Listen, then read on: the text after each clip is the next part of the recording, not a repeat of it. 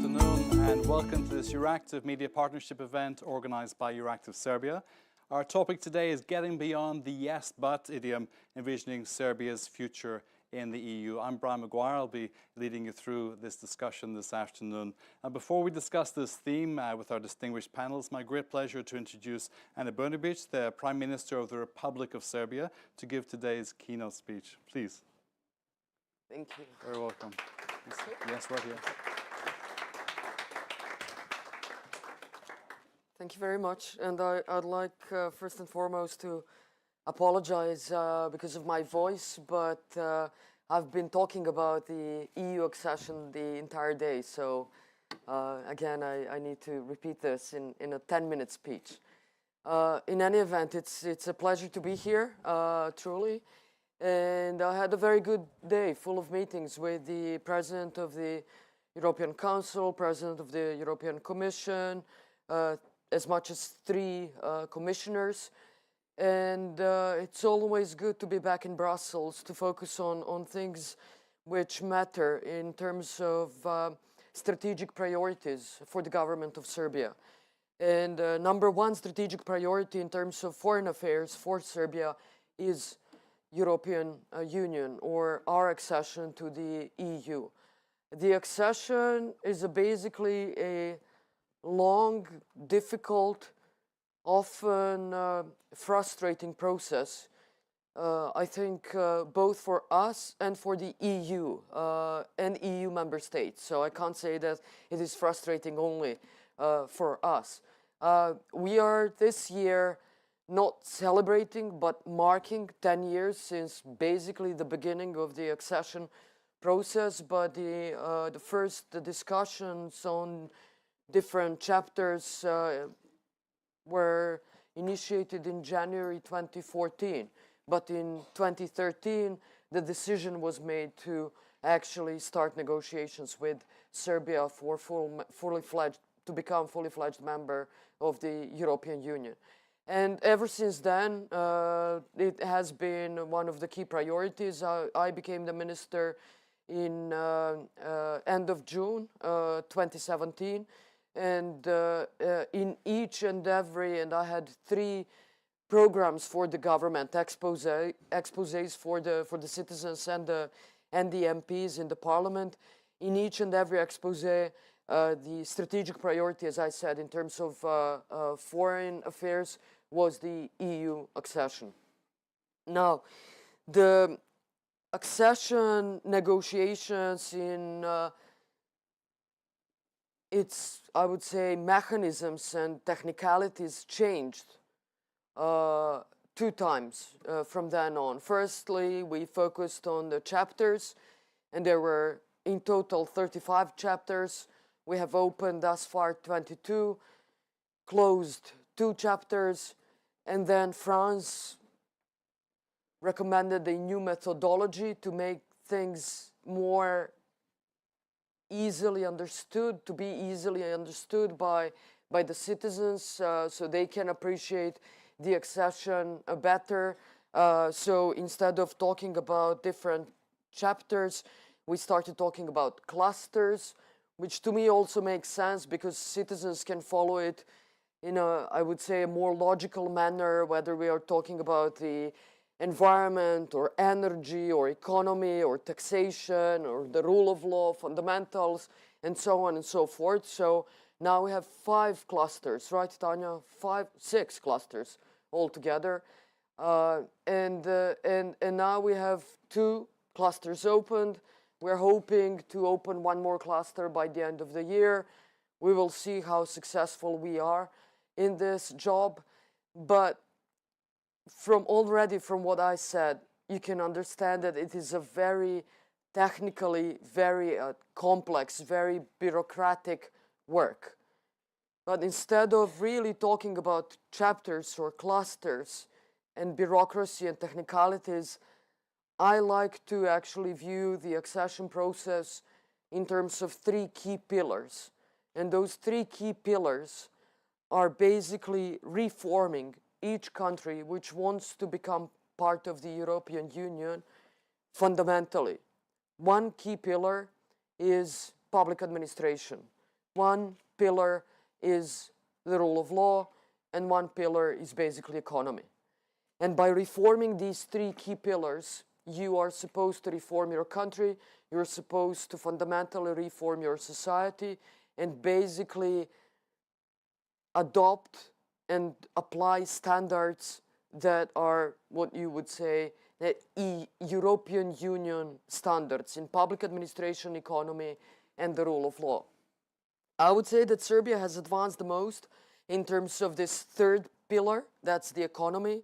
And if you look at it, more or less, if we become the EU member today, we would be okay.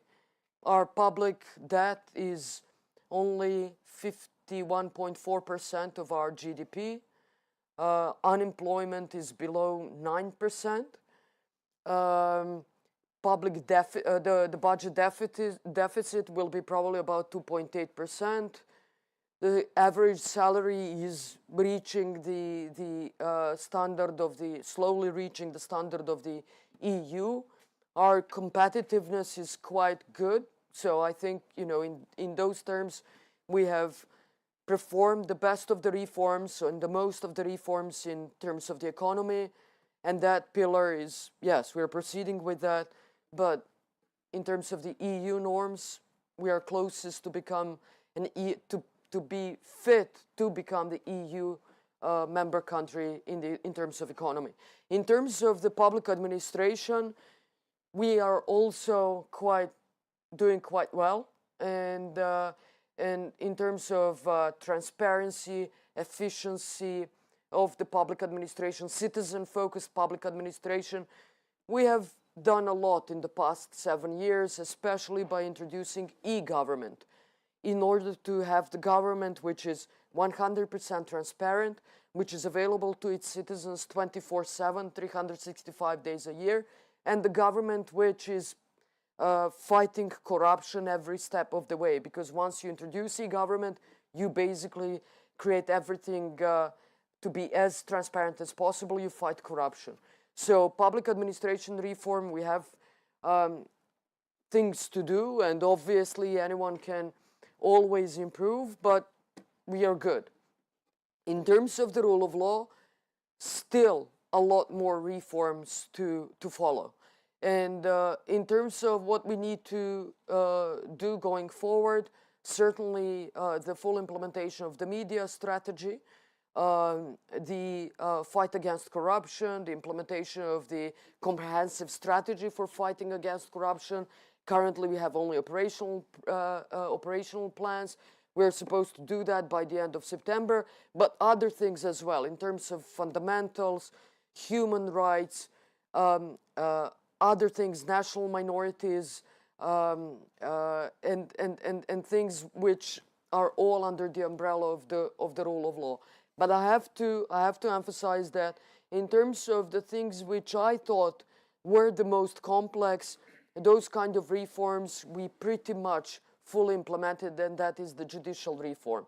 We have changed our constitution with the support of the EU, with the support of the Council of Europe and Venice Commission, in order to make sure that our judiciary is fully and entirely independent from any political influence. We have then adopted the set of judicial laws, or changed the set of judicial laws to actually align them with the changed constitution.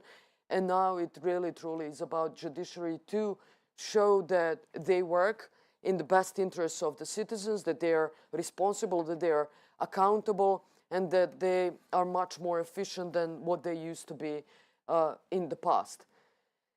Now, in terms of other things that stand between us, where we are right now, and us in the EU, I would say from this point, two things. One is the long-term stabilization with Pristina, or some EU member states would say the normalization agreement between Serbia and Kosovo. And it's actually one of the most challenging things right now, because it doesn't depend only on us. It takes two to tango, and unfortunately, especially in the past 24 months, and especially in the year behind us, we had constant tensions, constant provocations, instability, and we are trying very, very hard.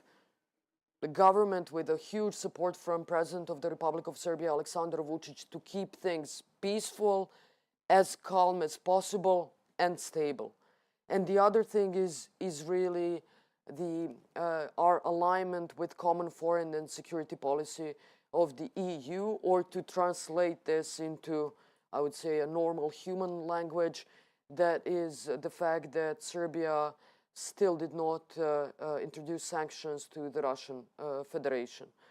And there are other arguments that, considering that we have only 10 minutes, I wouldn't go into. Perhaps there will be questions from the audience. But these are the things that, in our view, always pop up. These are some of the, I would say, moving goalposts that each of the EU accession countries needs to face. They are the cause of constant frustration. But overall, and to conclude, if you want to become part of the club, in general, the club is allowed to move the goalposts. You can argue about it, you can be frustrated, you can be unhappy about it, but if you want to become part of the club, you need to follow the rules of the club. And for me, the only option, not the best place, by far the best place, but the only option for the sustainable, prosperous future of Serbia is Serbia within the European Union. We are economically already part of the European Union. 65% of our foreign direct investment is from the EU. 65 to 70% of our exports is exports to the EU. We are culturally, geographically, historically part of the European continent and European family of nations. And in the end of the day, I do not think we have a plan B. So that is the road that we decided we want to travel, the best possible road for Serbia. And I, as a last note, have to say that more often than not, the journey is as important as the destination. So the changes that we are doing, that we are implementing to become part of the European Union, we do them in the first place because these changes are good for our citizens, our businesses, our economy, our society, and only then because they will take us to the European Union. But in the first place, they're in the interest of our citizens. So I hope that it won't take another 10 years, but I'm ready if it takes another 10 years, because as I said, we do not have an option B. But I hope that Serbia, as well as all of our other partners from the Western Balkans, will become part of the EU sooner rather than later, because at the end of the day, the European Union is the most successful peace project in the history of the mankind. And if anyone needs to be part of that peace process, then Balkans is certainly part of Europe, which needs that kind of a process. Thank you very much. Thank you, Prime Minister. Take a seat, please. Thank you. Would you like some water? Yes, thank you. There we go. I want to start by talking about the journey you mentioned and ask you how Serbia has changed since it became a candidate country. It has changed a lot. And I would say to a large degree because of the EU accession. That's why I'm saying, and that is what countries need to understand, is that sometimes journey is as important as the destination. Because you can have, you can implement kind of these reforms, to be very open and very honest, in two ways. You can basically do them for the sake of doing it, and for the sake of ticking the box, so that you can present to the EU Commission, the EU Parliament, or the EU member countries that you have actually done something. So you have tick the box and you've done your homework, you can now go to a new level in terms of EU integration, or you can actually do it because you understand that that is important to actually change and for the public administration to become more efficient, to become more transparent, to become more citizen-oriented, for the rule of law, for judiciary to become more efficient, to become more accountable to its citizens and businesses. And so, in my view, we have changed enormously, significantly, because we have taken the approach that we do not want to tick the box. We want to change. And we think that change is for the benefit of our country, our people, and our society. So we have changed enormously, economically, in terms of infrastructure, also due to the fact that we had huge investments from the EU. In terms of energy, also as kind of having in mind the Green New Deal of the European Union. So in my view, the EU accession is a good toolkit to have as the Prime Minister or as someone in the administration to actually also help you decide what the priorities should be and how to do them and how to change your country. You think within 10 years you can close these clusters? I hope so, but again, it doesn't depend only on us. It's also, at the end of the day, it's the decision of each individual EU member state whether they think it's a good thing for the club to expand. And so you can do your part of the job. Yeah. You can change. You can, in each respect, in each of the clusters or in each of the chapters or in each of these three key pillars, you can implement whatever you need and whatever is expected of you, reach the highest standards. But if the club thinks that at that particular point in time it's not in their best interest to expand, then you won't become member of the club. Do you hear yes but a lot? Absolutely. What do they say yes but regarding most? Oh, I mean, we don't have enough time, but it would take us 10 days. Do you think it's fair, though, that the economic data you mentioned, there are more than half of Europe's member states would willingly take that economic data, the unemployment level that you have, the GDP, the debt levels that you have as well. And, these are significant, like Italy, Spain would love these. You talk about the judicial reform as well. The European Commission's got its headaches with a number of member states regarding judicial reforms, which seem to be going backwards instead of forwards. So, 10 years to close what you described as the two main issues. Do you see that there's a way forward now? I hope so. I hope so. I hope that there will be. I hope that there will be a new energy for enlargement, especially now with the war in Ukraine and the Russian aggression of Ukraine. I hope that there will be energy for enlargement, because I think it's it's not only in our interest. It's not in the interest of the Western Balkans, but also of the European Union. I think it would be geostrategically.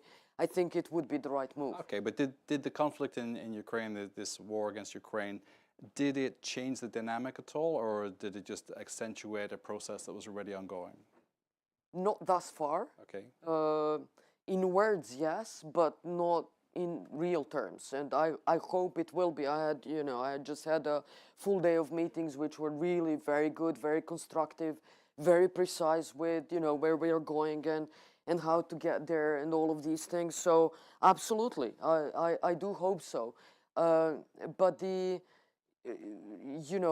as you have said, if you look at what's required of us as an accession country, if you look at the EU already existing EU members, if those standards were applied to them, they would never become an EU members. We had, in terms of rule of law and judiciary, we basically implemented a reform in which judiciary is basically, there is non-political influence almost whatsoever in electing judges. Whereas in EU member countries, you have Minister of Justice who's electing judges, you have the President who's electing judges. if we had something like that, I mean, it would be a no-go, not for the EU membership, sure. but for opening of one chapter, you know, so let alone cluster. But but those are the things that I think, you know, at the end of the day, I can complain, and I complain, and Vladimir knows, I mean, you know, we complain all the time, and me especially, and I understand that. But, you know, but those are the rules of the game, and if you want to become part of the club, you have to accept that. When we talk about the club, are we just talking about Europe, or are we talking about the United States as an add-on with this as well? What's the relationship that you have with the United States? Wow, in terms that's a tough question. Yeah, well, is it a positive influence on the European accession process, or a negative influence, or is it an honest broker? What should I say? What's the right answer? What's the... No, okay. Okay. I mean, it's more a question for the European Union. Sure. I mean, listen, you know, you have, you know, commonly what's commonly referred to European integration and Euro-Atlantic integration. Yes. You know, everyone else in the Western Balkans is for the Euro-Atlantic integration. Serbia is, you know, sticking with European integration. You know, in terms of you know, Euro-Atlantic integration, we do not want to become part of NATO, but then again, there are other EU member countries that are not part of NATO. I'm from Ireland, so there you go. What does Serbia bring to the European Union? Because a lot of similarities between Serbia and Ireland. A lot of similarities. I come from the north of Ireland as well. Okay. So. And I live in Washington now as well. So this dynamic, you know, it's very easy to go, but yes, but. But your answer has got to be yes, but also. You know, this is what Serbia brings to the European Union. What's the, you know, to be crass about it, what's the sales pitch that you give to President von der Leyen and others when you're making the argument for moving forward at a better speed, removing the obstacles, changing this attitude? Well, firstly, I have to say that I truly believe that European Union will be full and whole only once the Western Balkans are part of it, because it truly is, Western Balkans truly are, they're currently whole within the European Union, because we are surrounded by the EU member countries. So it's not like in the case of Ukraine or Moldova or other countries where you actually expand, you actually enlarge. This is really just kind of encompass a homecoming. Yes, the territory which is already, you know, in every way part of the European Union. So I think, again, in terms of geopolitics, it makes a lot of sense. And plus, you know, again, you know, as I said, EU is historically the most successful peace project in the history of the mankind. And we need that peace project to, in that respect as well, expand to include the Western Balkans. Sure. Because you do not want to have, you know, other, you know, sources of instability within the European Union. And I understand that therefore, the EU doesn't want to. But isn't that ironic? Open issues. It's that we say we're a great peace project, but let's not deal with things which are a little bit too complex. So this issue will. You're helping me enormously. So yes, I think it's ironic. Yes, but but I understand this project because from Northern Ireland, the peace process was largely underwritten by the European Union. Then you have Kosovo, which is clearly problematic and is clearly a red flag for the European Union and your accession process, for Serbia's accession process. How do you resolve that argument as well? How do you express you say deeper integration? It's a peace project. How do you resolve this issue with Kosovo and remove the element of a red flag? I'm not. It's for me. It's impossible to answer that question, because if I knew the answer, we would already implement it. You know, I'm very pragmatic politician, and I truly believe that when people have jobs, when they have prosperity, when they can see that that their kids will have jobs, that the salaries are increasing, that you know, they can do a cutting-edge tech research, you know, things like that, that no one thinks anymore about the past, everyone thinks about the future. They do not want problems. They want to see solutions. I've seen that in Serbia. Serbia has changed enormously because since 2014, 2015, when the current president, Aleksandar Vučić, was the prime minister and implemented extremely difficult and unpopular fiscal consolidation measures and then economic reforms, we have started with economic growth. People started getting jobs. We started building highways, high-speed railways. And no one is interested in wars or instability. And I think that would be the resolution for the entire Western Balkans, is really, let's talk about what is our common future and how we can create jobs and more jobs and how we can, as a comparatively smaller region, become more competitive, become, you know, a hub for the European continent, for some niche markets, you know, cutting-edge technologies is something that I envision for Serbia, for example. Biotech going forward, artificial intelligence also going forward. And we have managed to do it in Serbia only in 6 or 7 years. Okay. We can do it in the Western Balkans, and then it will be easier to talk about politics. But unfortunately, I think there's just too much politics in the Western Balkans, and politicians do not focus on things that matter the most for the livelihood of the people. But at the end of the day, also to, you know, present an interesting argument. When I heard one, you know, that same question was posed to former Chancellor of Germany, Gerhard Schröder, and he said, as the person who knows Balkans very well, he said, listen, in hindsight, I think, you know, I would just include everyone in the EU, and immediately that day, the issues that everyone is facing today would be much smaller, and the whole situation would be much more relaxed, and it would be much more easier to resolve them. But that's, you know, it's a political decision, and it has to be made by the EU and EU member state in itself. But I actually agree with that notion. I think that at that point in time, everything else would be much would be much easier to resolve. Excellent. Prime Minister, thank you so much for your time today. We appreciate it greatly. Thank you. Thank you. If I can ask you all to stay seated, we're just going to arrange the chairs and the panel is going to join us, and then we'll continue with the programme. Thanks to the Prime Minister for the time she's taken today as well.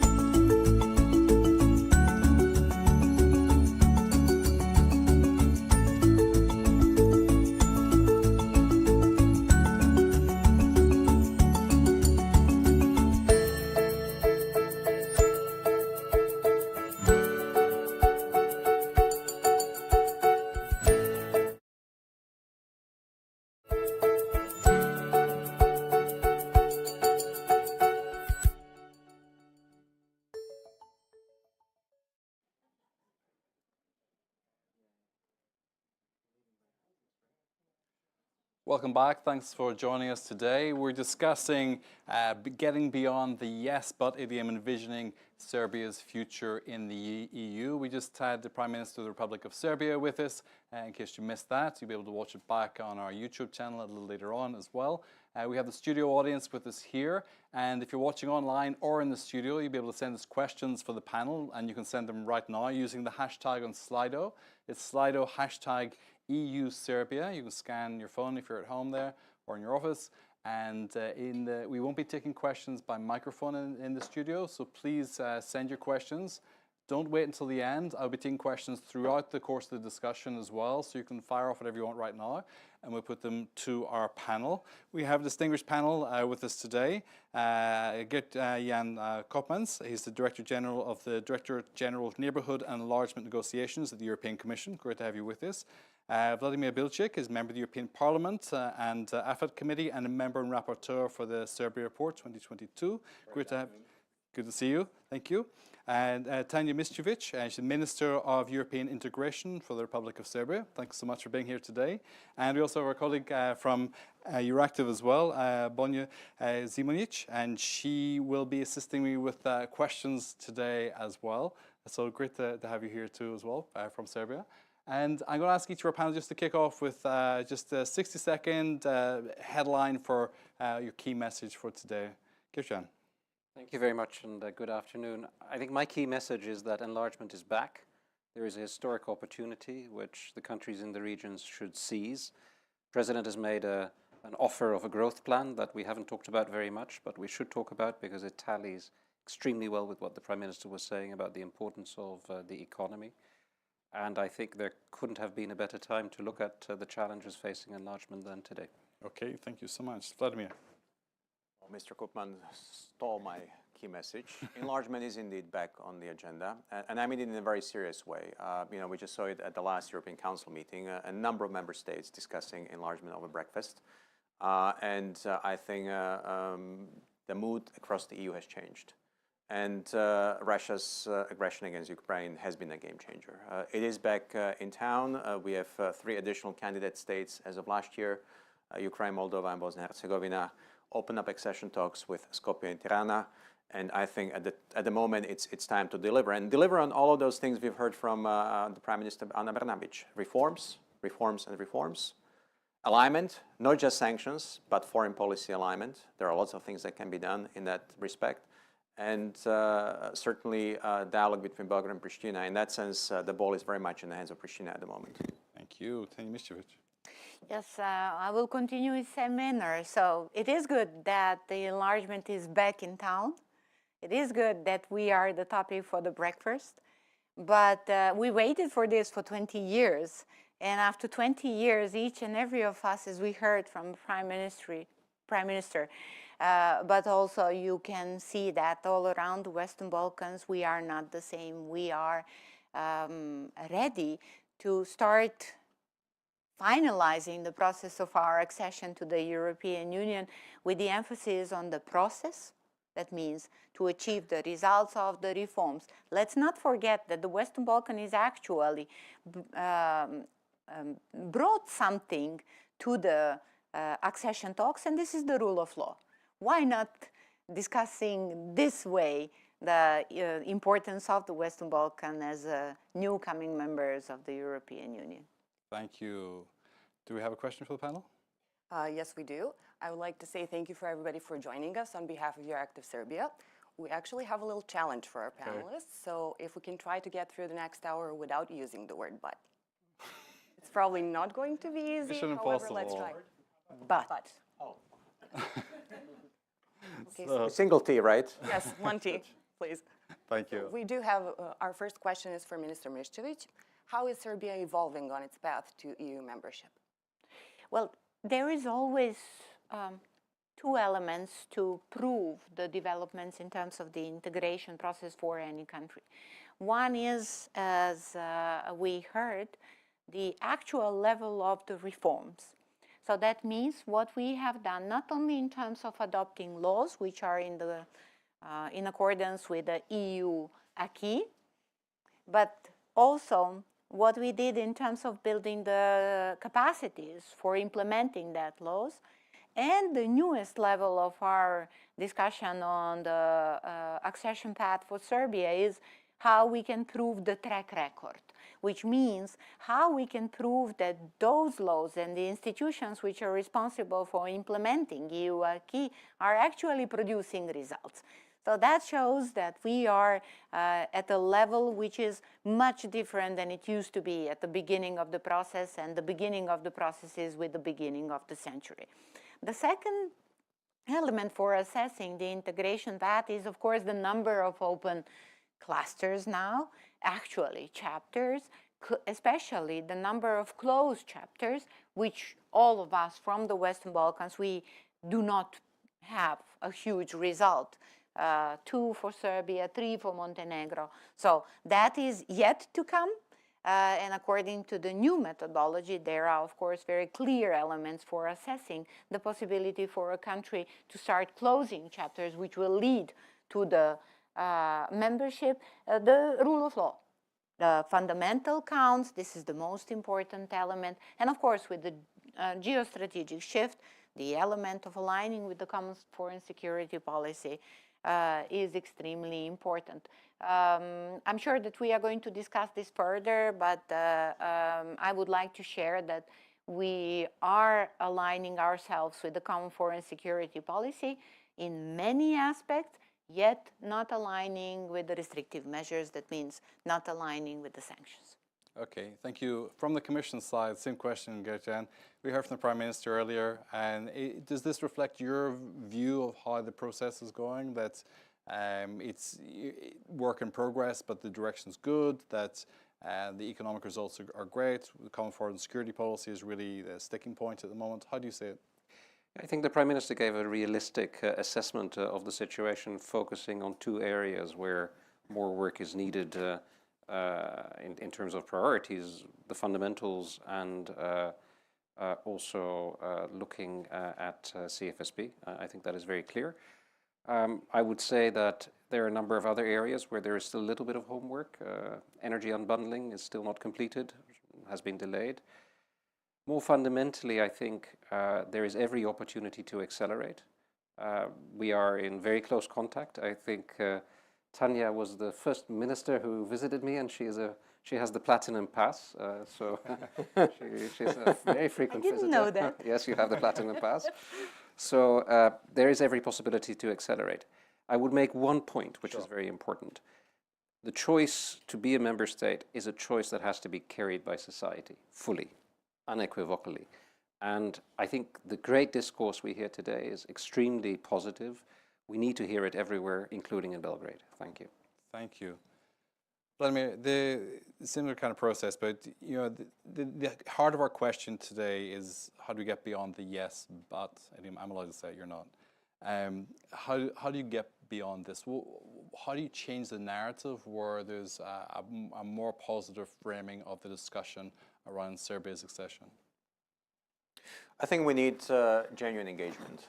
And genuine engagement has to come from this town, from across the 27 member states. And I think what does that mean, though? What does genuine engagement mean? If it's just going through the process as normal, do you consider that genuine engagement? Well, genuine engagement means it's not yes, however. Okay. And I think at the moment, when I look at the past 10 years, enlargement is very much on the side of yes. And there is much less however.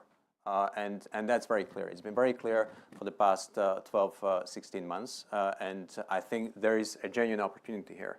It doesn't come every year. Yeah. You know, when I look at the history of this project, we've always had ups and downs with enlargement. And I think it's back in town, it's back in the game, not just here in Brussels, but across a number of capitals. Look at the discussion in Paris, for instance. It's very different now than it was 12 months ago. And I think everybody who is serious about enlargement needs to seize that opportunity. And the same goes on discourse, not just in Belgrade, but across Serbia. Sure. Serbia does have a public opinion problem. And I agree in part with Tanja Miščević. It is the fatigue. It is the fact that this agenda has been on for very long, and a lot of people, including politicians in the region, have lost belief and conviction that accession is going to take place. And I think that has to that belief has to come back because it's a top-down approach, and we need that public support. We need that conviction to be back in the game of domestic politics, also in Serbia, because without that, those important reforms will not be carried through. And you know, a lot has been done when it comes to judicial reforms, but a lot more has to be done when it comes to implementation, the media sector, energy unbundling, structural reforms, and of course, foreign policy alignment. A lot has to be done to convince the people that when we want to look to a future, which is European, we also have to deal with the past, which was not European. I think for all of this, we need very genuine and honest engagement. I listened to the Prime Minister today very carefully, and I think we need more of that talk, not just here in Brussels, but also across Serbia. I'm going to ask the same question in a second to Tanya, but Vladimir, when you talk about public opinion fatigue, is it justified for the people of the Republic of Serbia to look at the European Union and go, yeah, well, you know, we tried, and you just keep moving the goalposts? Or is the European Union justified in saying, look, here's the deal, you got to implement this as we say, and that's the end of it? Vladimir? I'll be quite blunt here. No. Because when I look at the region, when I look at the public opinion across the region, Serbia doesn't stand out.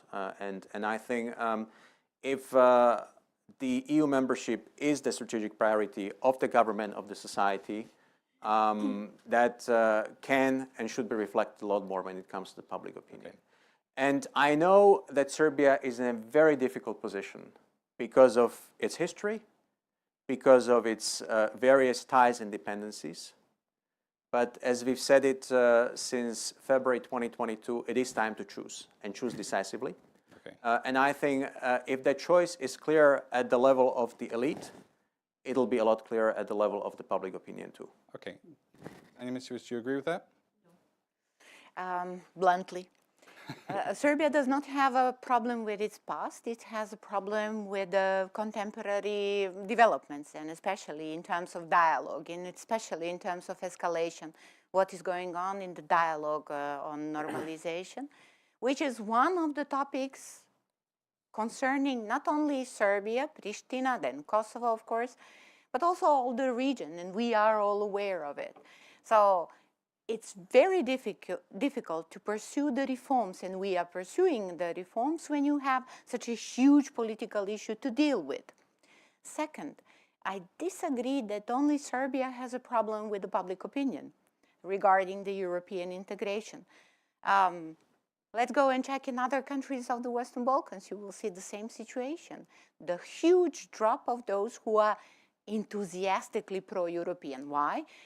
They don't have the same type of problem as we do, but they have different type of problems facing for many decades now, and not having any result in terms of upgrading the level of the integration process for all of them.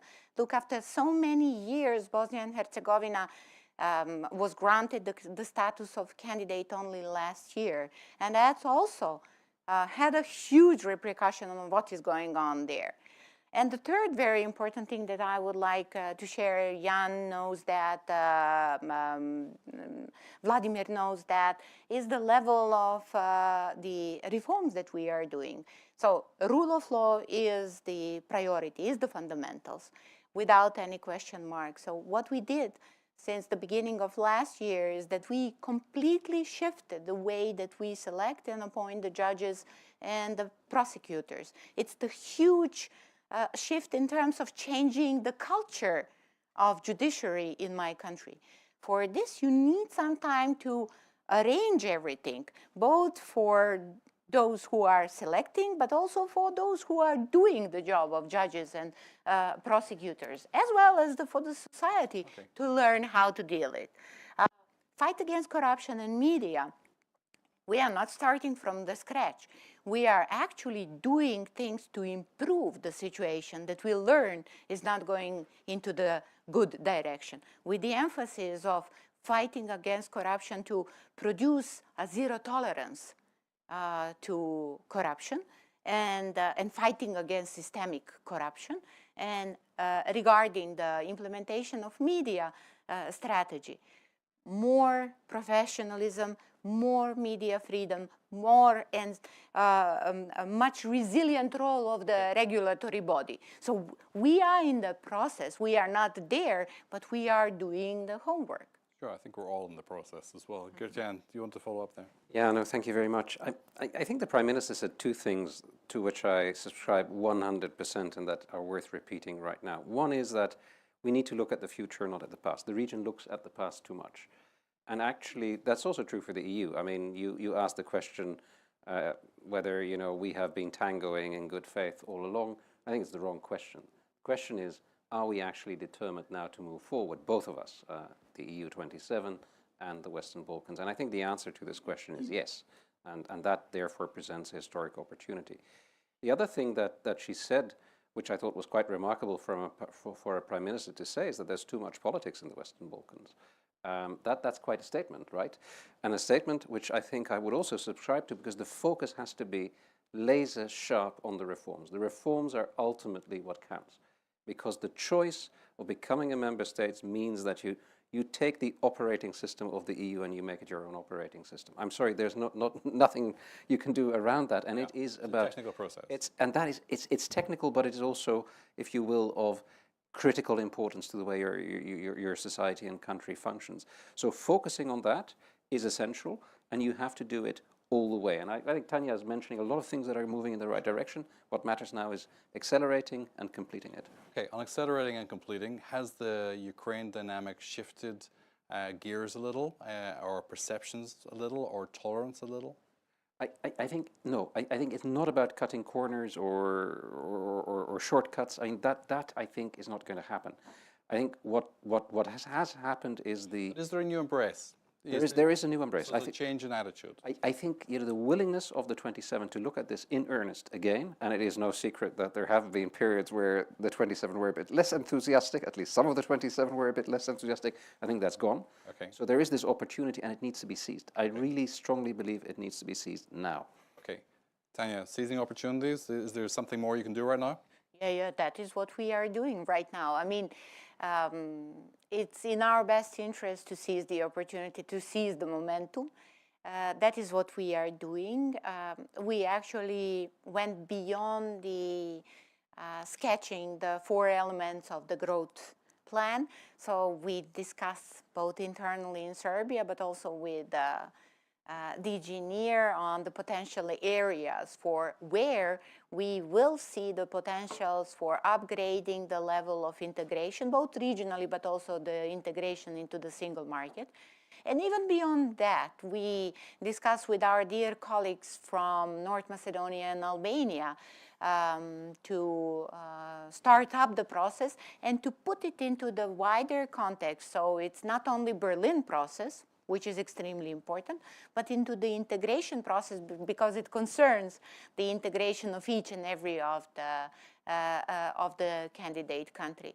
So we are not starting from nowhere, because we already in the region, we do have some experience of accelerated integration in some of the areas, like transport community, like energy community. So we know how to do it. Let's think of using much more techniques than politics in developing the results. Thank you. I'm going to take some questions from the audience in just a moment. So Slido and hashtag EU Serbia, and Bojana will bring this to us. Do you have any just yet? Yes, we actually do. Okay, go ahead.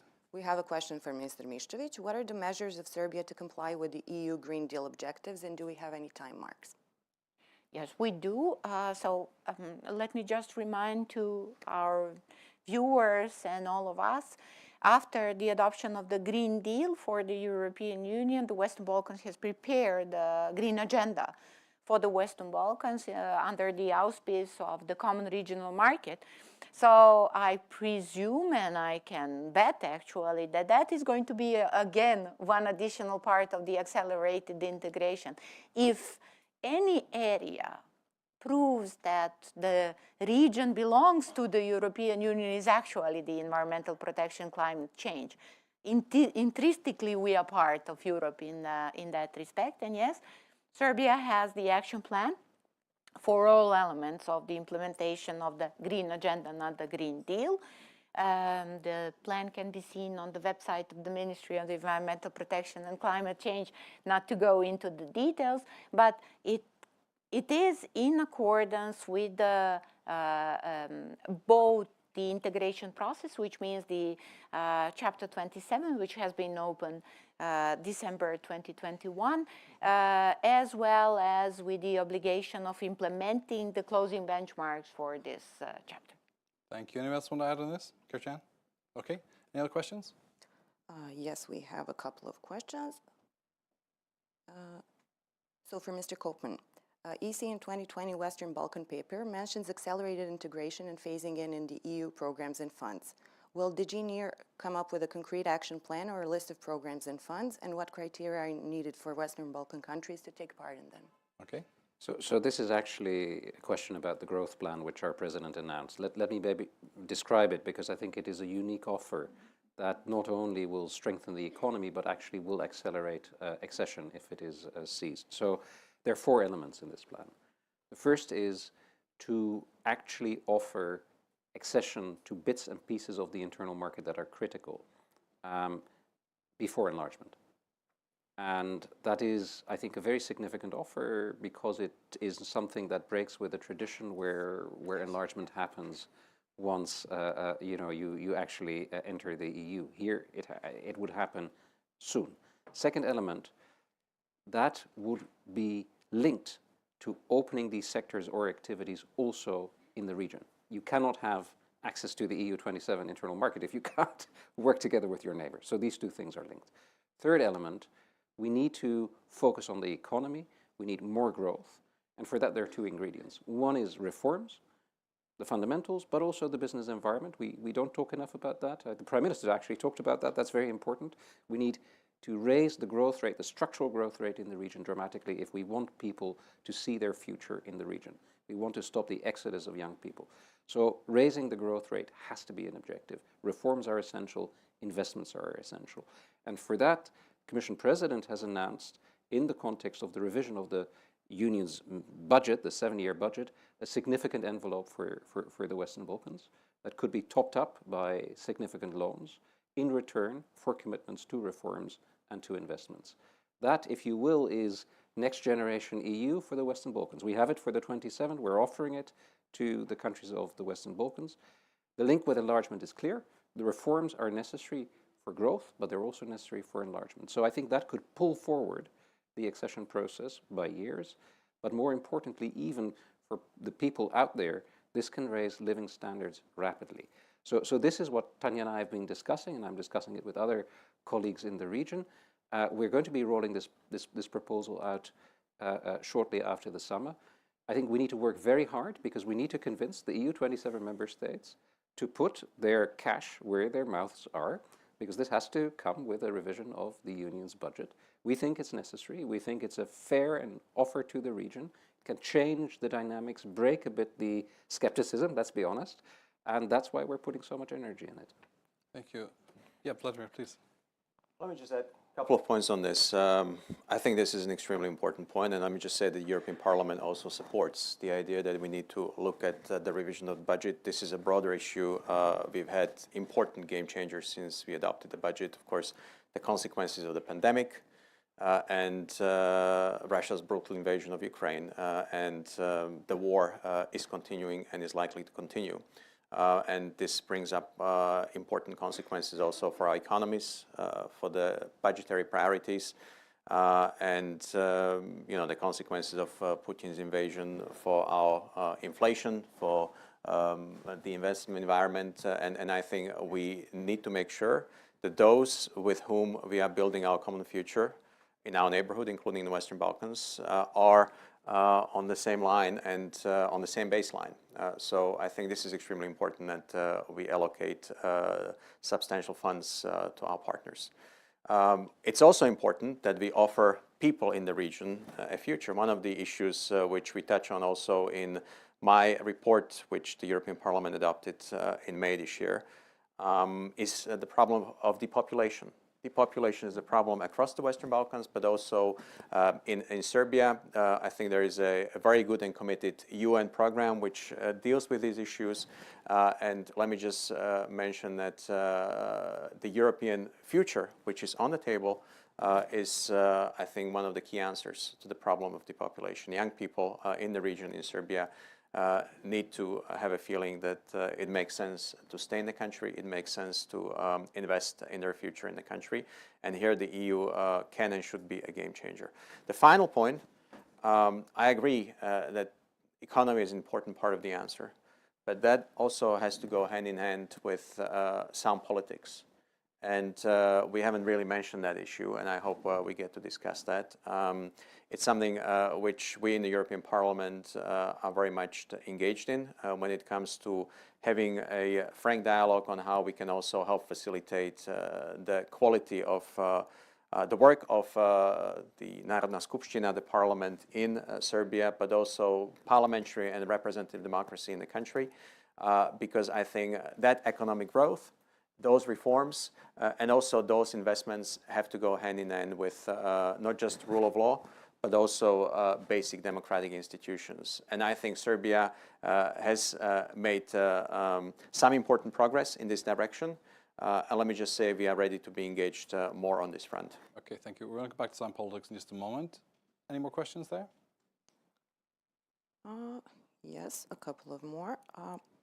Will Serbia be seeking a strategic partnership with the EU on strategic and critical raw materials?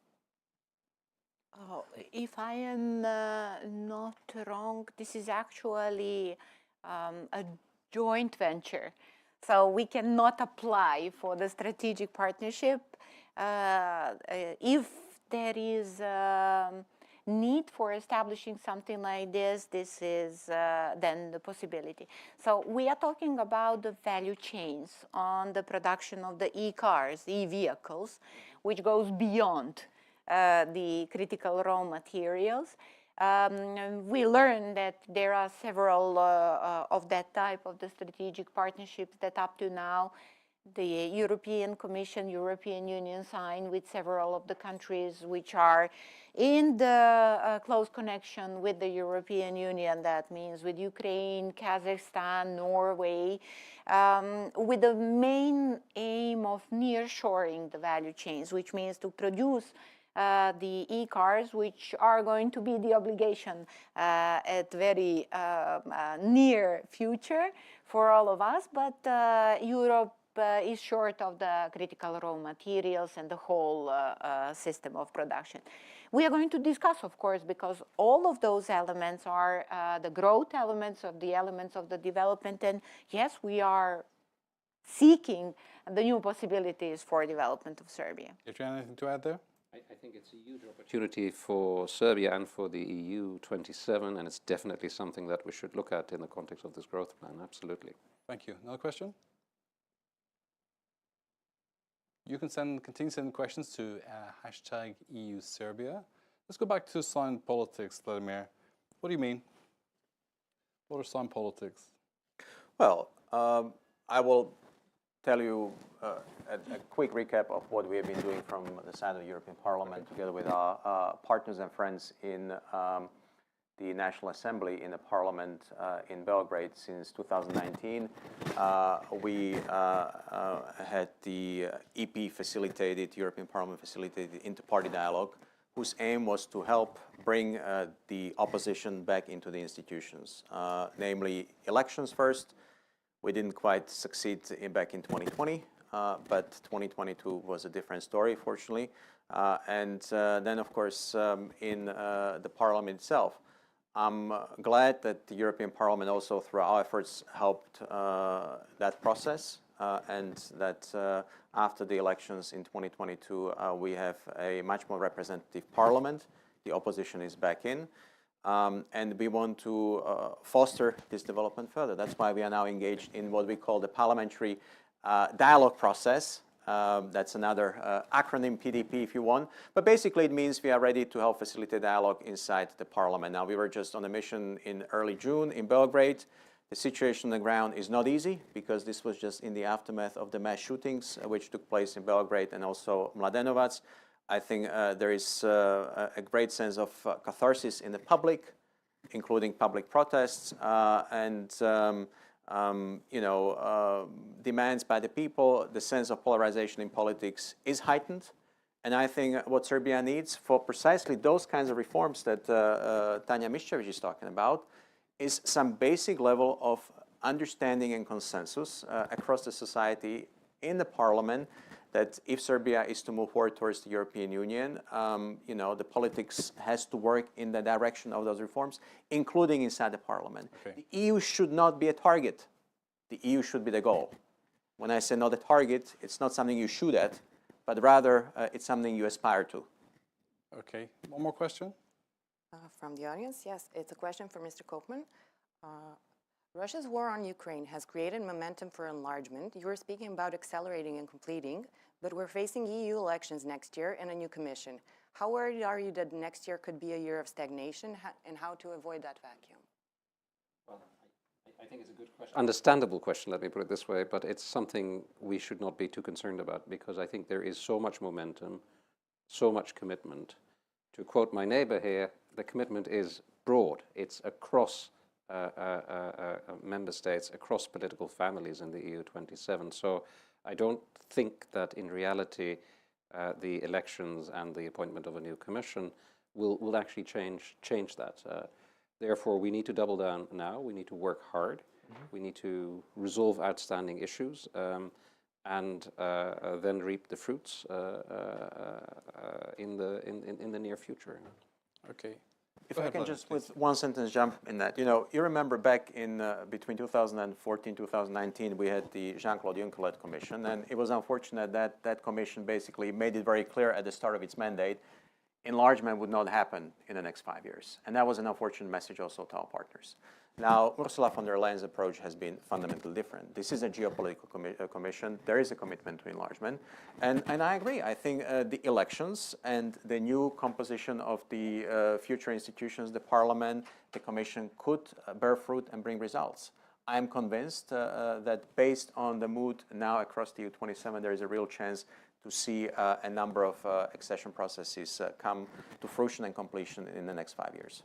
Do you think there's a risk, a heightened risk now, because we see a move to the right in some elements? We see riots in the streets of France. If you remember, you mentioned what happened with the beginning of the Juncker Commission.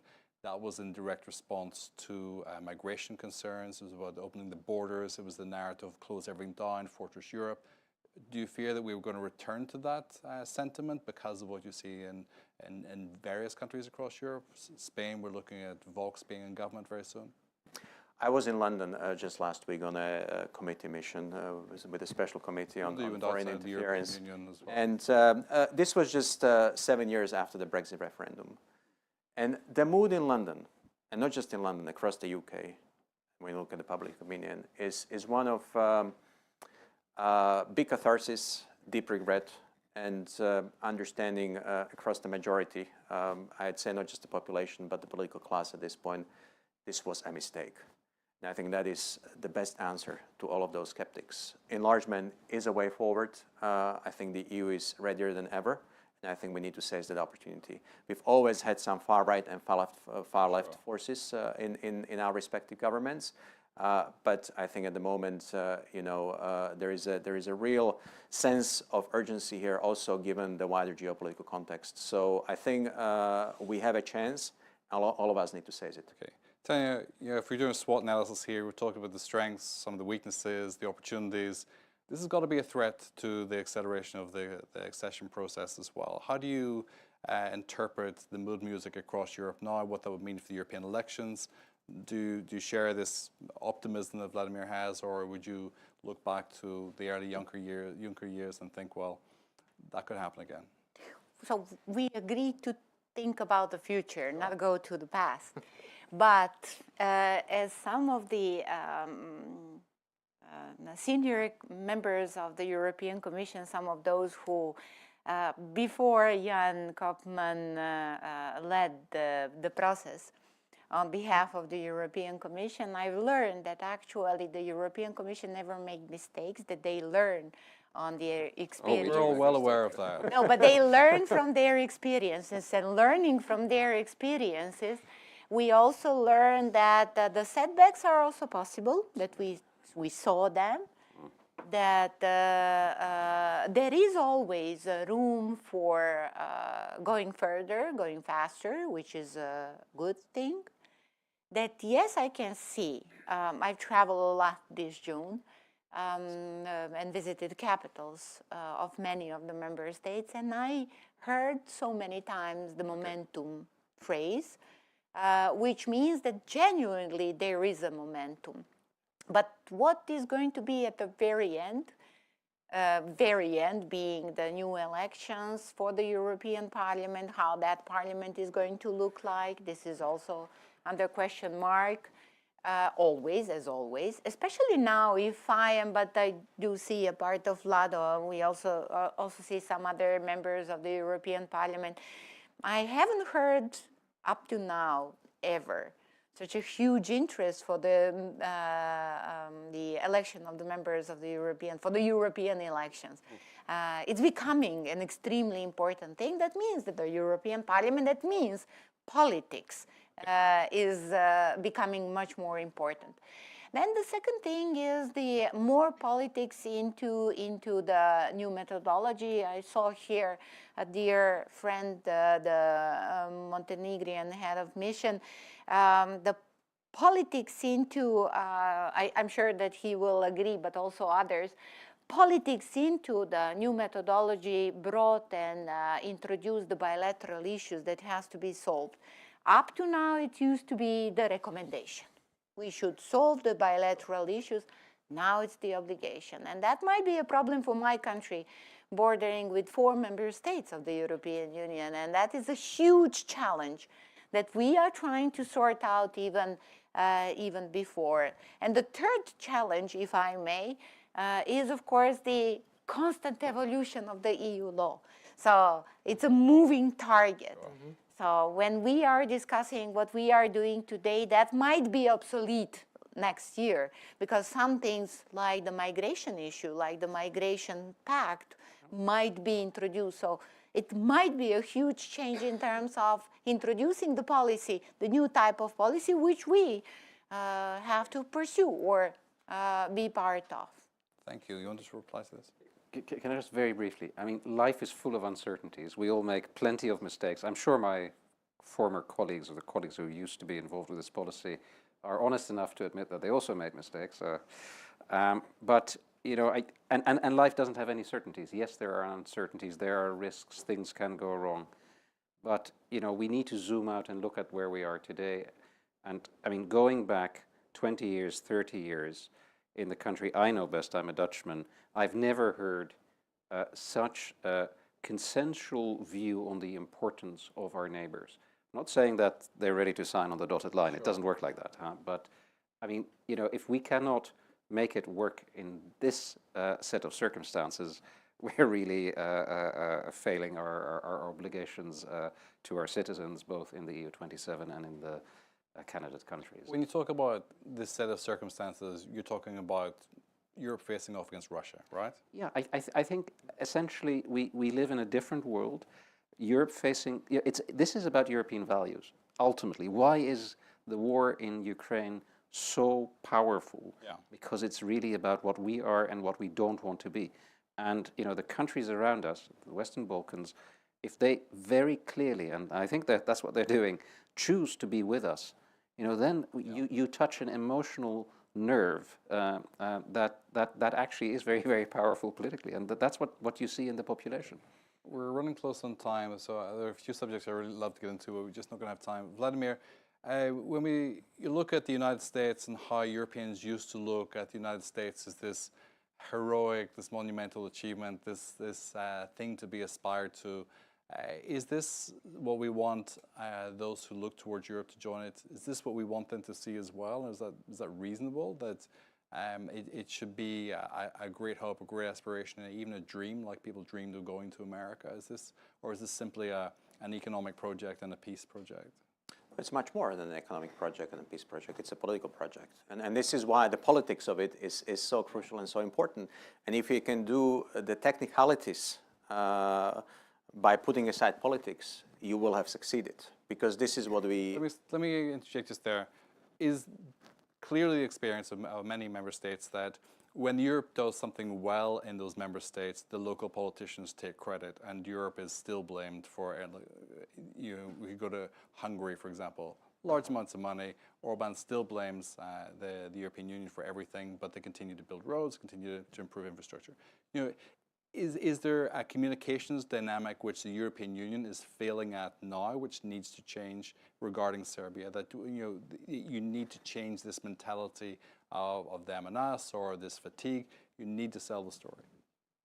Look, one remark on Budapest. The story is not so simple, and there is some money which is no longer flowing to Budapest, and that's a result of also the politics in Budapest. And the EU is very clear. This is a club based on certain values. I also will say that the European Union, I mean, this is a lovely town, this is a lovely place, but this is a bit of a bubble. And certainly this is not the EU itself. This is the essence of the EU. But the EU will never work unless there is a real commitment and real identification with the EU across the 27 member states. And I think this is why when we talk about enlargement, it's so important. And Tanja Miščević is, on this tour across the capitals of the EU, and that's important because that's where the decisions are taken. And I think this is where we need to have a better understanding of the fact that it's not us and them, but it's future us. And I think as long as we achieve it, in a critical mass of member states, also decisions here in Brussels are going to be a lot easier. But one remark on the US. I think it's also important to say that at the moment, the US and the EU are pedaling very much in the same direction. When it comes to seizing the consequences of Putin's aggression, which are directed towards enlarging the European and the Euro-Atlantic area, and we see it very clearly when it comes to, however difficult it is, the dialogue between Belgrade and Pristina. Washington and Brussels are very much on the same broad lines. And this also comes to broad support for enlargement. Okay. And I think this is the only way forward also when it comes to enlargement, and this is the only way forward also when it comes to Serbia's European path. Thank you. We've got to wrap up now. I want to give Tanja the last word. Give Jens the takeaway for today. What's your message? A positive message. I think, we should work very hard all together to achieve this historic opportunity. Thank you. Vladimir? Let's have more discussions such as this one. We will. Tanja? Now he took the word from my mouth. Yes, we should discuss this way, openly, honestly, without any constraints in terms of explaining the position. As much as we are discussing, not only here in Brussels, and you are both right, if we are talking the same type of dialogue, organizing the same type of dialogue on European future of Serbia and Belgrade, it will be a healing process. Okay, thank you so much. Thank you to Tanja, to Vladimir, to Gorjan, to Bojana also, and to our Euractiv Serbia team, Rusa, who's with us here. Thanks also to Prime Minister for joining us today, for the excellent contribution that she made. To our team that are always behind the scenes, you can see them, to Bojana, Malta, Zoran, and all the events team here at Euractiv. To our studio audience and those who sent in questions, we're very grateful for that. So enlargement is back. I'm Brian Maguire.